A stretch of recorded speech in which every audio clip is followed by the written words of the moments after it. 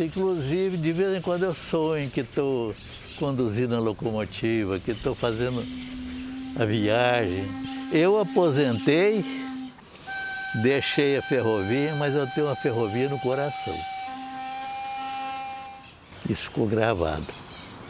O Terra de Minas continua contando a história desse grande amor dos mineiros, o trem. Vamos seguindo a antiga estrada de ferro oeste de Minas. Essa locomotiva que está aqui foi construída aqui nas oficinas de Divinópolis e me vem à mente quando eu voltava no trem noturno com essa Maria Fumaça. A cidade que mais cresceu a partir do oeste de Minas foi Divinópolis. Ela não existia quando a ferrovia chegou lá. Com o trem chegou um novo tempo. A ferrovia ela traz uma nova mentalidade, uma nova forma de ver o mundo, né? Da Holanda para Minas Gerais, os franciscanos e seu santuário de Santo Antônio. Nas paredes, as pinturas de um mestre. A contribuição dos franciscanos vai muito além do que a gente pensa. Em Divinópolis, uma receita de medalhão de filé suíno com farofa de maracujá e quiabo grelhado. Em Minas Gerais, o trem de ferro tem fãs em todas as gerações. É um caso de amor. E não vivo sem o trem, né? É hora de viajar por Minas Gerais.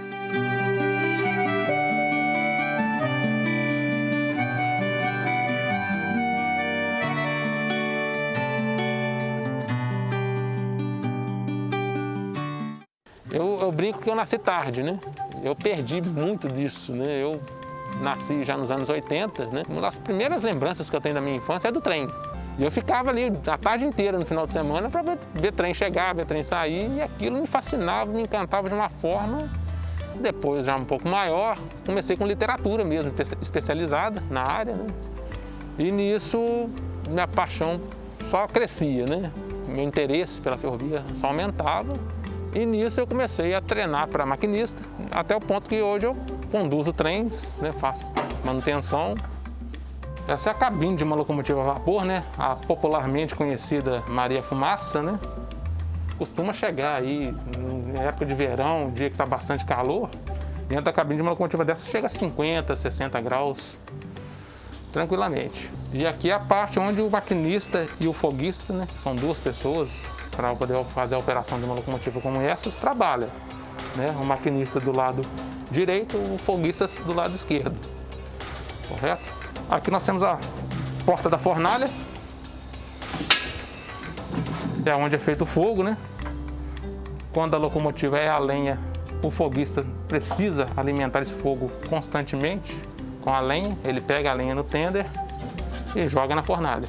E você tem que cuidar do nível de água dentro dessa caldeira.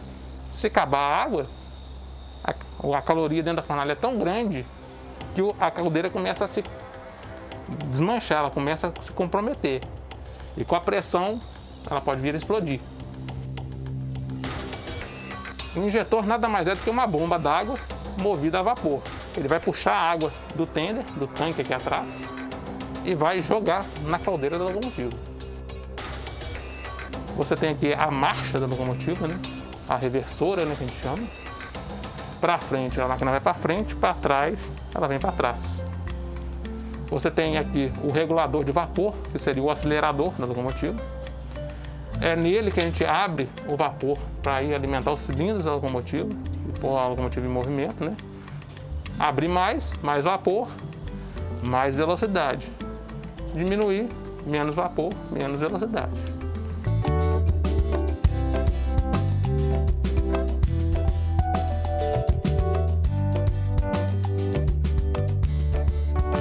Em 30 de abril de 1890, com a presença do governador João Pinheiro, foi inaugurada a estação de Henrique Galvão, no antigo Arraial do Espírito Santo. A estrada de ferro oeste de Minas ela chega em Divinópolis quando a cidade era um pequeno arraial. Havia apenas algumas casas ao redor da igreja da Matriz e algumas casas em algumas ruetas que havia ali nas imediações. O grosso da população vivia nas áreas rurais. A ferrovia, ela chega a Divinópolis, né, dentro dessa ideologia de trazer o progresso, de trazer o desenvolvimento. e ela vai ter um papel muito importante para aquecer o agronegócio aqui do Arraial, né? Foi justamente do campo, das áreas rurais, que vieram todas as riquezas que financiaram o desenvolvimento e o progresso aqui da nossa cidade. A gente está falando de toneladas de produtos, de arroz, feijão, milho, farinha de mandioca, entre outras coisas, algodão, por exemplo, que eram exportados não apenas para o Rio de Janeiro e São Paulo, mas também para países da Europa. Isso vai gerar um crescimento populacional muito grande aqui para o Arraial, e um crescimento também da mão de obra assalariada. Ela transformou totalmente a sociedade nascente, né? Consta dos relatos históricos que Divinópolis, do século XVIII, era o mesmo do século XIX e era o mesmo até o final do século XIX. Ela não trazia só cargas ou passageiros, né? Ela trazia também muitas ideias e uma qualificação técnica, operacional, quase que influente em todos os ramos daqui. No início do século XX, 2 décadas depois da chegada da Oeste de Minas, um outro fato iria revolucionar a vida da cidade. Dali sairia a ligação ferroviária para Belo Horizonte. Com isso, todas as cidades ao longo da Estrada de Ferro Oeste de Minas passariam a estar ligadas à nova capital. E Divinópolis era passagem obrigatória. Pedro X. Gontijo estava acabando de se formar em farmácia e estava fazendo um trabalho prático para a conclusão do curso de graduação em Ouro Preto. E tinha aqui na região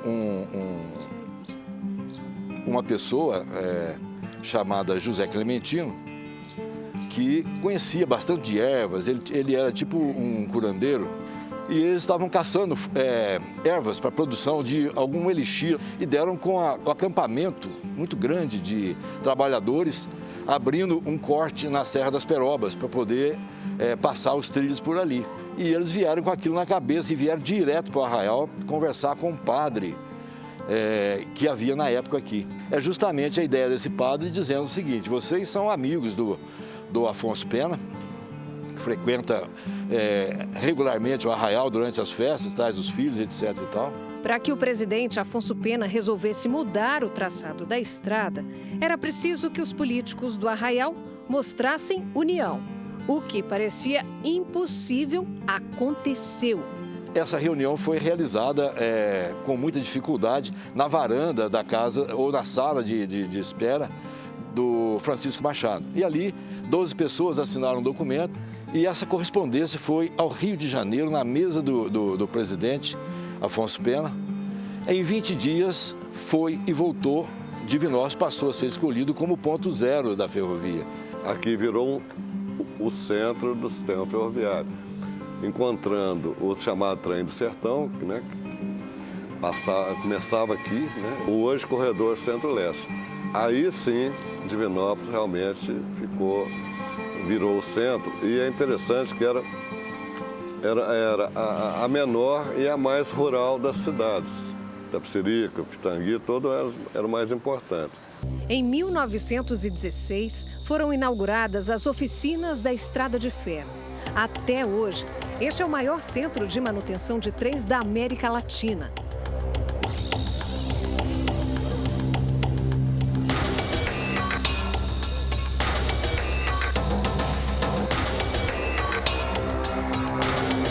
O trem traz a noção de tempo, né?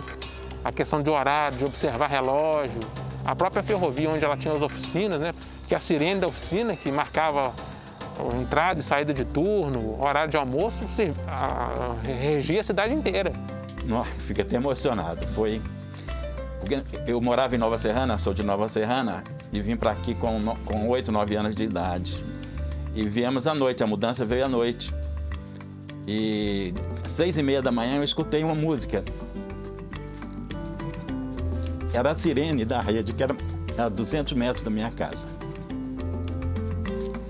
Eu achei aquilo maravilhoso. Inesquecível.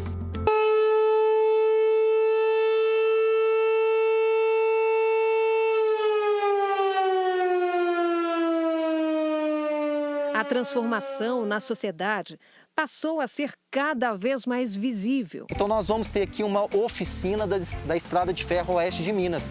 E não apenas a oficina, mas uma vila operária foi construída para abrigar os trabalhadores e os familiares desses trabalhadores. Então, a ferrovia em si, ela já traz esse aspecto industrial para a cidade, não apenas na construção da linha e construção da estrutura, mas também na própria oficina que chega aqui na nossa cidade. Eu considero que o momento histórico de Divinópolis, do ponto de vista econômico, é 1916. 1916 é que se consolidou tudo isso que a gente está vendo aqui. As oficinas, que são centros de referência, até hoje, né, do ponto de vista de tecnologia, e principalmente de profissionalização, porque veio para cá um tipo de trabalhador que já tinha o hábito de trabalhar em sistemas produtivos. Era o pessoal que veio de São Paulo, o pessoal que veio de outros países, que tinha uma visão muito além da visão econômica de Minas Gerais em geral. Vários desses rapazes da época, né, além de exercer esse papel na ferrovia, passaram a trabalhar na nossa indústria siderúrgica e alguns deles se tornaram grandes empresários.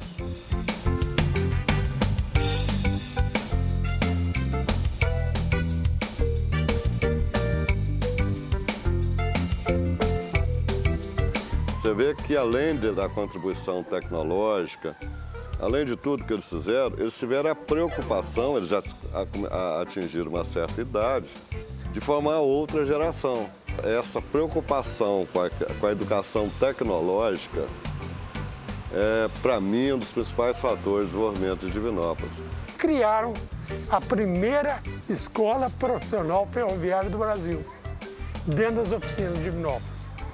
Formava ajustadores mecânicos, torneiros mecânicos, carpinteiros, marceneiros, ferreiros, caldeireiros e eletricistas. Os jovens que se formavam na escola profissional eram todos contratados pela própria ferrovia. Quando você tirava o diploma, formado na escola profissional, daí 2, 3 meses vinha já a ordem de admissão para começar. Eu, por exemplo, comecei em 52, já como empregado da ferrovia. Tinha 4 ou 5 ofícios. Mas meu pai me orientou para me pegar ofício de mecânico. Então formei como mecânico. Sou filho de ferroviário e ferroviário também. Amor e dedicação. Dessa combinação nasceu essa miniatura perfeita.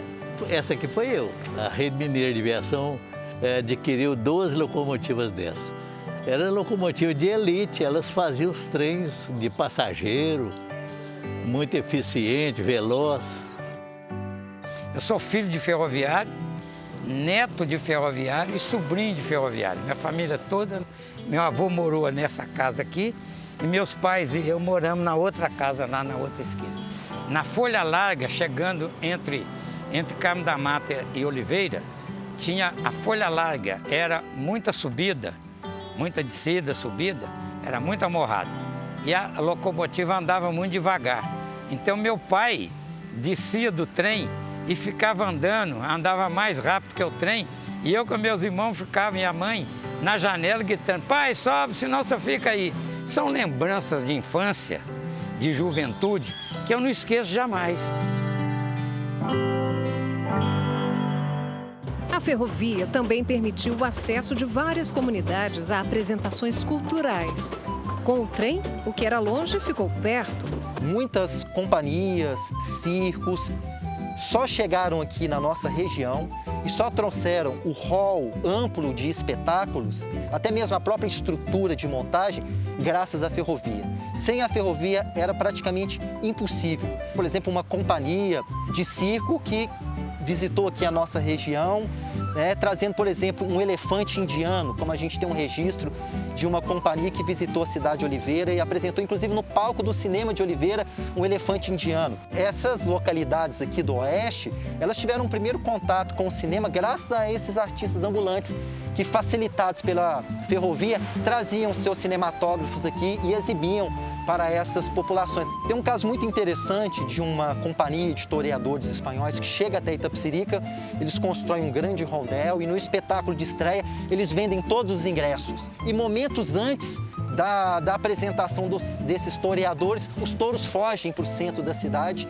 e eles não conseguem recuperar os touros e a população que pagou o ingresso não assiste o espetáculo de touradas, né? Vai ter uma grande revolta, quase que uma rebelião ali dentro desse estádio, né? Vai ter briga, né? Esses historiadores, eles acabam sendo meio que fugidos de Itapecerica por causa disso. Essas companhias poderiam vir para a nossa região e ter um circuito de comércio mais robusto, ou seja, elas poderiam ir passando nas estações de cada uma dessas cidades e oferecendo seus espetáculos.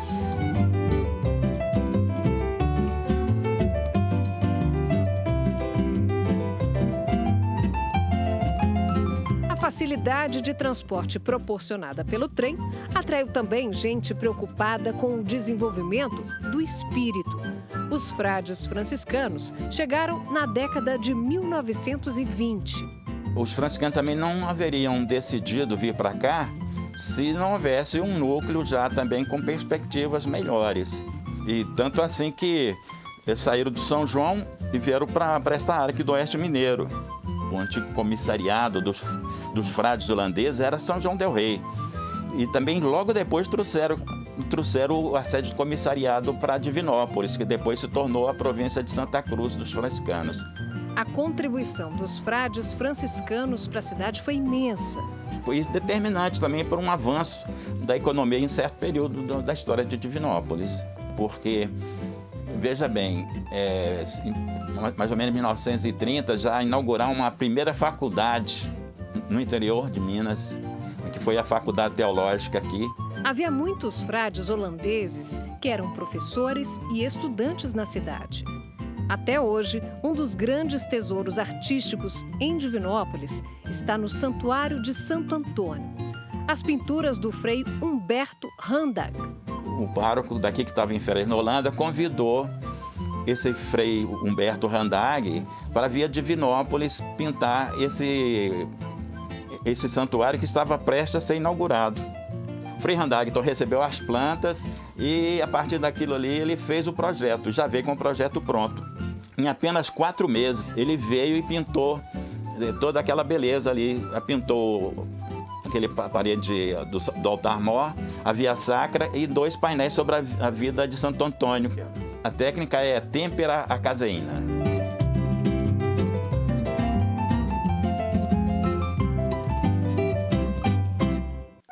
Logo depois do intervalo, carne de porco, farofa e quiabo. Dá para pensar numa receita mais mineira? O Terra de Minas volta já. Compre Fogás e ganhe um copo medidor. Promoção Fogás na medida certa. Adquira sua botija de 8 ou 13 quilos nas revendas Copagás e Fogás da sua região. E ganhe na hora um copo medidor para lhe ajudar nas suas mais deliciosas receitas. A botija de 8 quilos é destrocável com a de 13 quilos e vice-versa. Se preferir, peça pelo app Fogás e ganhe um copo medidor na hora. Fogás. Tati apresenta ofertas de verdade. Plafon somente R$ 3,90. Ducha higiênica metal só R$ 49,90. Tanques, caixas d'água e biodigestores é aqui. Tá com obra? Quer economizar? Vem pra Tati. Pais, fiquem atentos aos sintomas do retinoblastoma. É um câncer que afeta a visão, dificuldade para enxergar, olhar de lado com inclinação da cabeça e reflexo branco nos olhos. Ele é raro ainda, mas é importante redobrar a atenção. O diagnóstico precoce é a melhor maneira de prevenir e curar. Apoio Visiocentro, há 21 anos cuidando da sua saúde ocular. As maiores conquistas do Brasil hoje vêm desse campo. Somos o celeiro do mundo. Nosso time não para nunca, com muita garra e determinação. Mesmo com as incertezas do clima e adversidades, de grão em grão, nos mantemos firmes no topo da agricultura mundial. Somos campeões! 20 de março, Dia Mundial da Agricultura. Dissolo, sementes com tecnologia e alta produção. Muito mais resultados na sua colheita. Olá, eu sou Rogério Duarte, sou chefe de cozinha e psicólogo e hoje eu vou te ensinar uma receita super especial, uma carne muito apreciada aqui em Divinópolis. Nós vamos preparar um medalhão de filé suíno ao molho agridoce com uma farofa especial de maracujá e quiabos grelhados. Vamos lá? Então a primeira dica. Nós vamos limpar o filé suíno e vamos enrolar num plástico filme, isso para a gente ter essa forma de medalhão. Levamos ao congelador por aproximadamente 20 minutos, né, para ele ficar firme, e aí nós vamos cortar os medalhões. Nós vamos temperar com sal e pimenta do reino. Espalhamos aqui um pouco. Então agora nós vamos preparar a farofa de maracujá. Nós vamos adicionar a manteiga. Aqui eu tenho aproximadamente 60 gramas de manteiga, tá? Vamos esperar ela derreter aqui um pouco. Eu já vou adicionar aqui o maracujá para ele já ir cozinhando. E eu quero que a semente solte aqui da polpa e que ela fique torradinha. Isso traz um sabor muito especial para a nossa farofa e aquele toque cítrico que vai fazer toda a diferença com a carne de porco. Então aqui a nossa manteiga já derreteu, a gente começa aqui a cozinhar, né, a polpa do maracujá. Nesse momento eu vou adicionar a cebola, né? Aqui eu tenho uma cebola picadinha em cubos, né? Uma cebola julienne.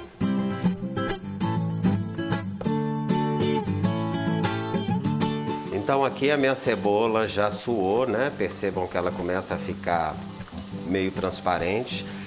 A semente do maracujá já soltou da polpa. Nesse momento nós vamos entrar com o bacon, né? Que já está frito. Aqui eu tenho meia xícara de bacon.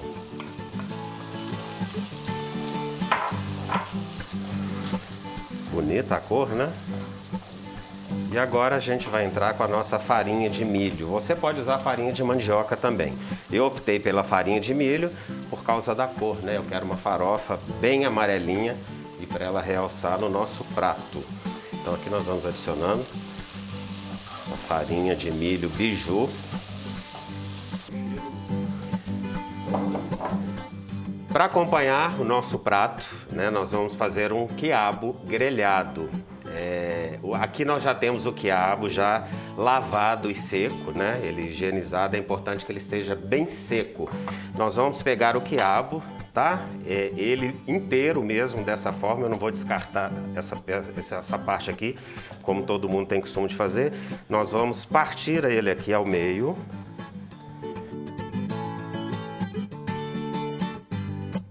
Então aqui nós já temos os nossos quiabos partidos ao meio. Nós vamos temperar com sal, páprica, aqui é a páprica defumada. Se vocês gostarem da páprica picante, né, ou a doce, fica a critério de vocês. E pimenta do reino. Vamos temperar o nosso quiabo somente com esses 3 ingredientes. Então aqui nós temos uma frigideira aquecida. Nós vamos colocar um fio de azeite. E nós vamos grelhar o nosso quiabo. Então aqui nós vamos deixar ele dourar de um lado, depois nós vamos virar, grelhar do outro. Aqui o nosso quiabo. Percebam que ele começa a grelhar. E vamos ao preparo agora do nosso medalhão de filé suíno com um molho delicioso agridoce. Panela aquecida, nós vamos colocar aqui um fio de azeite. Então a gente vai colocar os medalhões aqui na frigideira e não vamos mexer, tá? Então a gente vai selar essa carne e é importante a gente não mexer, porque ela vai soltar sozinha da panela. E vamos deixar essa carne selar. Daqui a pouco a gente vira. A carne já começa a soltar sozinha da panela, né? Aqui levou aproximadamente uns 4 minutos. E agora nós vamos virar. E aí nós vamos agora selar do outro lado. Olha como que ela solta sozinha. Então aqui vai mais ou menos mais uns 4 minutos.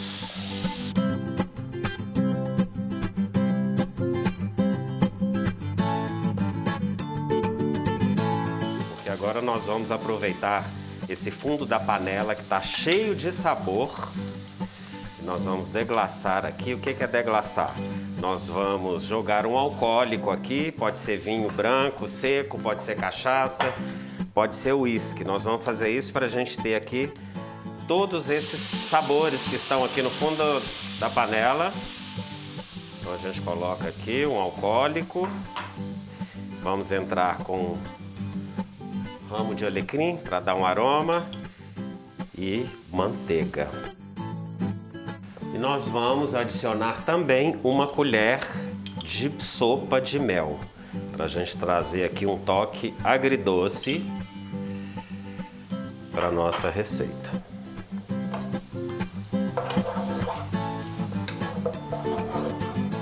Então aqui nós já apuramos o sabor, né? Nós deglaçamos aqui.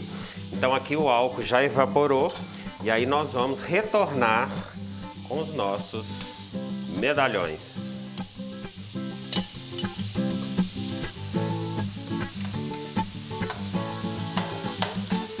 É importante também a gente perceber que o mel vai ajudar a dar mais cor aqui para o nosso medalhão, porque ele vai dar uma caramelizada e aí ele traz assim essa cor dourada, bonita, e o sabor é delicioso.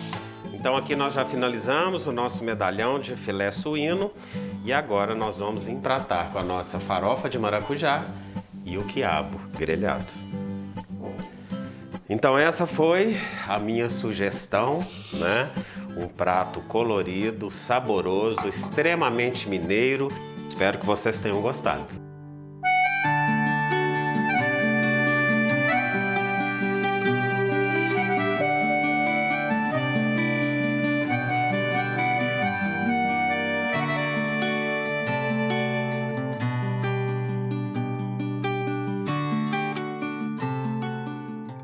Monstros gigantes atacavam nosso mundo. Nos defendemos, construindo nossos próprios monstros.